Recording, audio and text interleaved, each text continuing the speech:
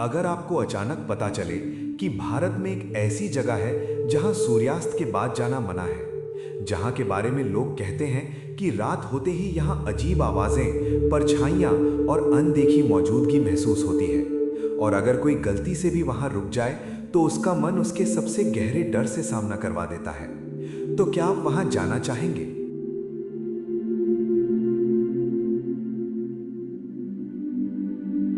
राजस्थान की अरावली पहाड़ियों के बीच सदियों से खामोश खड़ा है ये किला, जिसे भानगढ़ फोर्ट कहा जाता है। लोग इसे भारत का सबसे भूतिया किला कहते हैं, लेकिन असली सवाल ये है, क्या सच में वहां भूत है या वहां इंसान अपने ही मन से डरने लगता है? आज की कहानी सिर्फ एक किले की नहीं है, ये कहानी है इंसान के मन के डर की, और शायद इस कहानी के अंत तक आप समझ पाएंगे कि सबसे डरावनी जगह किले नहीं बल्कि इंसान का अपना मन होता है। वीरांश एक लेखक और मनोविज्ञान का शोध करता था। वो हमेशा एक सवाल से परेशान रहता था, लोग डरते क्यों हैं? क्या डर वास्तव में बाहर होता है या वो हमारे मन की कल्पना मात्र होता है? इसी सवाल ने उसे भानगढ़ तक पहुंचा दिया। जैसे ही वो किले के पास पहुंचा, सूरज ढल रहा था, आसमान नारंगी हो गया था।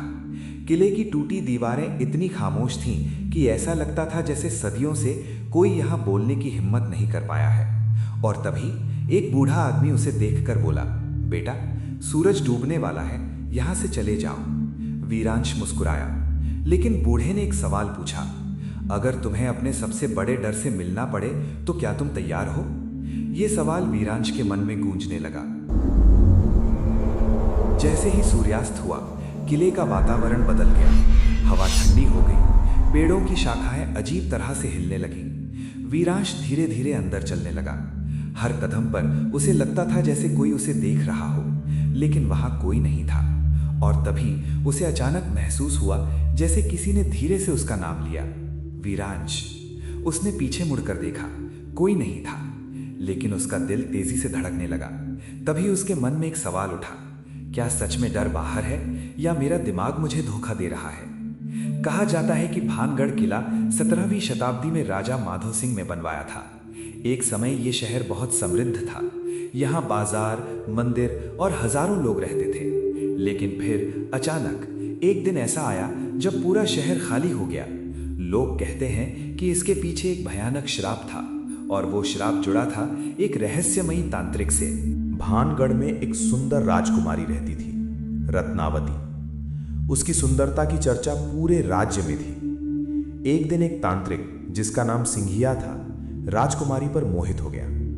लेकिन वो जानता था कि राजकुमारी कभी उससे विवाह नहीं करेगी, इसलिए उसने एक खतरनाक योजना बनाई। एक दिन राजकुमारी की दासी इत्र खरीदने बाजार गई। तांत्रिक ने उस इत्र पर काला जादू कर दिया।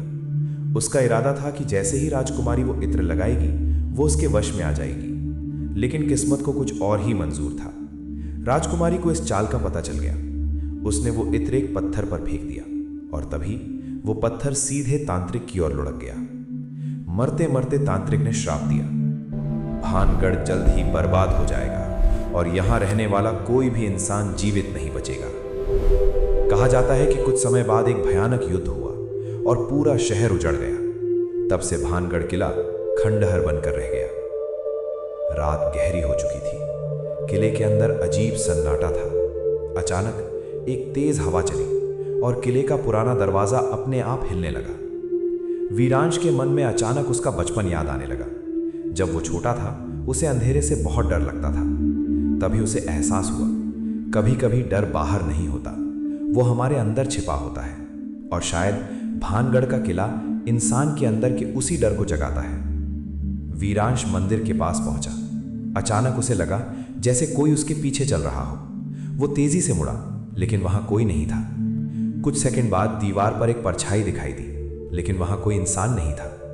उस पल वीरांश को एहसास हुआ, इंसान का दिमाग डर के समय सच्चाई और कल्पना में फर्क नहीं कर पाता।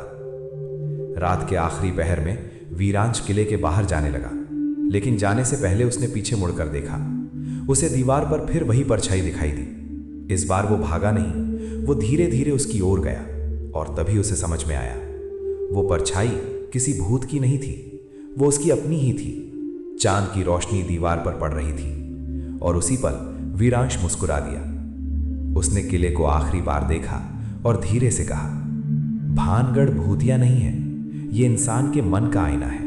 क्योंकि सबसे बड़ा डर भूतों से नहीं होता, सबसे बड़ा डर होता है अपने अंदर छिपी सच्चाई से। और शायद इसी वजह से लोग भानगढ़ से डरते हैं, क्योंकि वहां जाकर इंसान को अपने मन का सामना करना पड़ता है। तो अब सवाल ये है कि क्या भानगढ़ सच में भूतिया है या ये सिर्फ इंसान के डर की कहानी है? इसके बारे में आप क्या सोचते हैं? हमें कमेंट में लिखकर ज़रूर बतलाएं।